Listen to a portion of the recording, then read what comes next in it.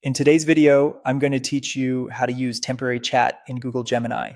By the end, you'll know exactly where to find the feature, how to turn it on, and how to use it for quick, focused conversations without affecting your main workspace. First, open your browser and go to gemini.google.com/app. If you're asked to sign in, use your Google account and give the page a moment to load. For the smoothest experience, make sure your browser is up to date and that you're on a stable connection so the interface loads all the tools you'll need. Now look toward the top of the Gemini interface. You're searching for a dashed or outlined chat bubble icon. It typically sits next to your profile picture, and in some layouts, you'll also see it beside the new chat button. The dashed outline is the giveaway that this is the temporary chat option.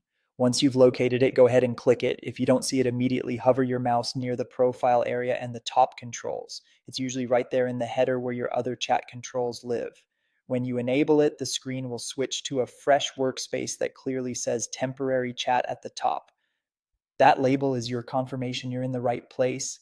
Think of this as a lightweight, focused space for quick tasks, brainstorming, or testing ideas separately from your regular threads. You'll still have access to the familiar input box and the same core capabilities. From here, use the chat exactly as you normally would. Type a prompt to ask questions, draft content, or analyze information. If you need Gemini to reference something, use the upload option to attach files like documents, images, or spreadsheets so the model can work with your material. Want visuals? Ask it to generate images by describing what you need, including style, colors, or composition.